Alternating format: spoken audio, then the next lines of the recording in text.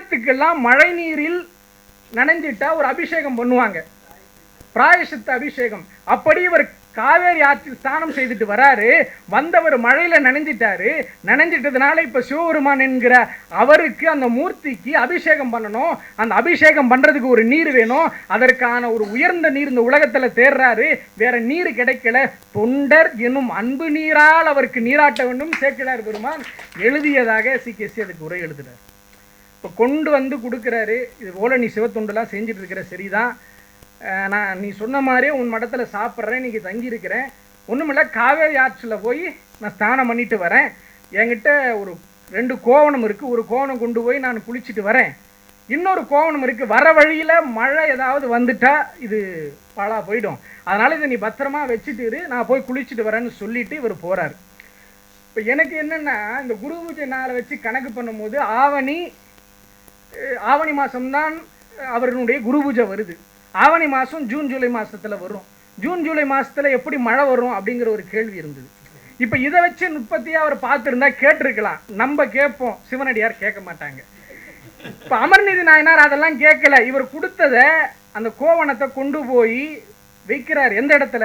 அன்றாடம் புழங்கக்கூடிய, தான் ஏற்கனவே கொடுக்க வேண்டும் என்று சிவனடியார்களுக்காக வைத்திருந்த பொருளை எல்லாம் விட்டுவிட்டு ஒரு நல்ல இடம் பார்த்து பத்திரமா வைக்கணும்னு வைக்கிறாரு. இவர் போய் ஸ்நானம் பண்ணிட்டு அங்கிருந்து வராரு. வந்தா தெரியும், ஏன்னா மறைச்சதே இவர் தான். வந்து கேட்குறாரு, எங்க அந்த கோவணம் அப்படின்னு. இவர் வீட்டெல்லாம் போய் தேடுறாரு, கிடைக்கல. வந்து சொல்றாரு, நான் வச்ச கோவணம் எங்க வச்சேன்னு தெரியல. சேக்கிழார் பெருமான் எழுதுறாரு, வேறு நல்லது ஒரு கோவணம் விரும்பி மின் கொணர்ந்தேன், கீறு கோவணம் அன்று நெய்தமைத்து கிளர்கொள். ஐயா, அது எங்க வச்சேன்னு தெரியல, நான் வேணா வேற கோவணம் இருக்கு, நல்ல கோவணம் இருக்கு, அதை கொண்டு வந்து தரேன். சிவபெருமான் சும்மா இருப்பாரா? ஏன்னா விளையாடணும் தான் வந்திருக்கிறாரு. வந்தவொடனே கேட்கிறாரு, இன்னும் நினைச்சிட்டு இருக்க நீ? நான் அது இப்பதான் வாங்கினேன், புது பிராண்டு வேற, அதை நான் கொஞ்ச நாள் கூட நான் யூஸ் பண்ணல, அதை போய் தொலைஞ்சிருச்சுங்கிறியே. நீ தியானம் பண்றேன்னு சொல்லிவிட்டு இப்படி வர சிவனடியார் இடத்திலாம் பொருளை வாங்கி வாங்கி தான் தானம் பண்றியான்னு கேட்கிறாரு. இப்ப இவருக்கு கோபம் வந்திருக்கணும். ஏன்? இவர் எப்பேற்பட்ட ஒரு சிவத்தொண்டை செய்துட்டு இருக்கிறாரு. இவர் என்னங்கிறாரு சிவபெருமான, நீ என்னோட இதெல்லாம் திருடுவது போல வர சிவனடியார் இடத்தெல்லாம் நான் வாங்கி வைக்கிறேன்னு சொல்லிட்டு அதை தான் தானமா ஊருக்கெல்லாம் கொடுத்துட்டு இருக்கியா அப்படின்னு கேட்கிறாரு.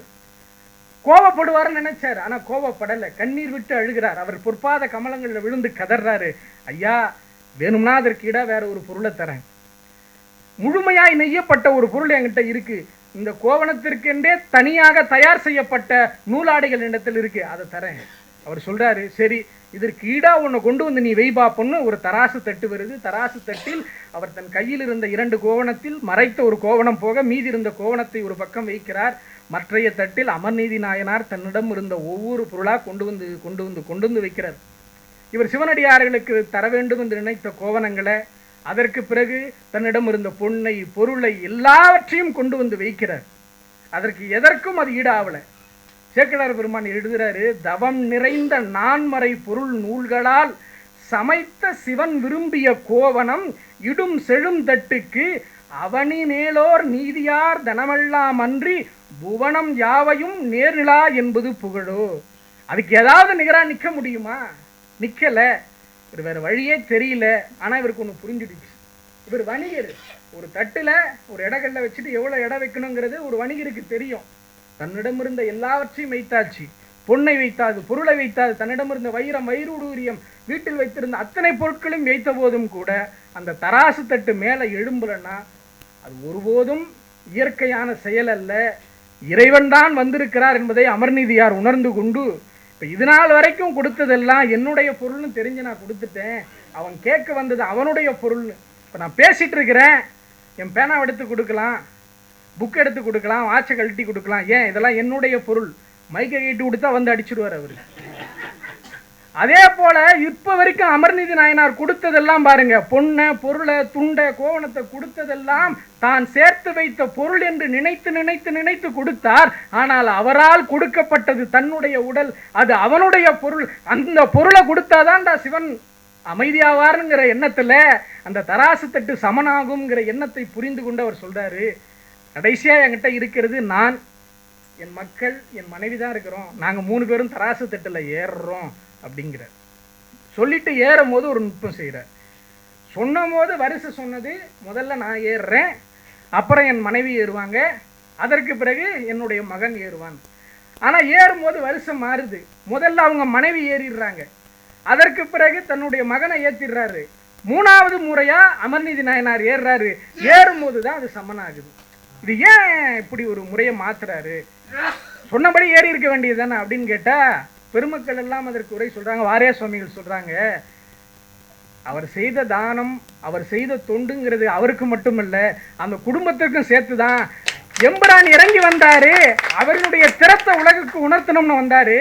வந்தவர் இவர் ஏறி நின்று இருந்தா, ஒருவேளை இது சமனாய் போயிருந்தால் அந்த மனைவியும் மகனும் கீழே தான் இருந்திருப்பாங்க. இந்த சிவத்தொண்டுக்கு அந்த பிள்ளையும் தானே வேலை செஞ்சிச்சு. இந்த சிவத்தொண்டு வந்த சிவனடியாருக்கெல்லாம் சோறு போட வேண்டும் என்று அந்த மனைவியும் தானே வேலை செஞ்சாங்க. அவங்களுக்கு யார் அந்த சிவகதியை கொடுப்பது? நினைத்தார் அமர்நீதி நாயனார். தன்னுடைய மனைவியை முதலில் ஏற்றினார், அதற்கு பிறகு தன் மகனை ஏற்றினார். மூன்றாவதாக அவர் ஏறி நின்ற போது அது சமனானதுன்னு சொல்லிட்டு வாரியா சுவாமிகள் சொல்லுவாரு. இது பெரியவர்கள் தந்த வழி. எப்படின்னா, ஞான சம்பந்தருக்கு எப்படி சொன்னாரு? அவருடைய திருமணத்துல சிவபெருமான் தோன்றி சொல்றாரு, நீ அந்த வேள்வி தீயில் புகுந்து வெளியே வரணும்னு சொல்றாரு, மேல வரணும்னு சொல்றாரு. ஆனா அவர் முன்னாடி போல, அவருக்கு முன்னாடி திருநீலநக்கர் போறாரு, முருகநாயனார் போறாரு, சிவபாத இறுதியர், நம்பியாண்டார் நம்பி, திருநீலகண்ட யாழ்ப்பாணர், முத்து சிவிகை தூக்கியவர், சின்னம் பிடித்தவர்கள், மங்களவினை ஆற்றியவர்கள், அறுவகை சமயத்தில் என்று அத்தனை பேரும் உள்ளே புகுந்த பின்பாக கடைசியாகத்தான் ஞான சம்பந்தரும் அவருடைய மனைவியும் அந்த சிவலையா கைலாய காட்சி அவங்களுக்கு காட்டப்படுது.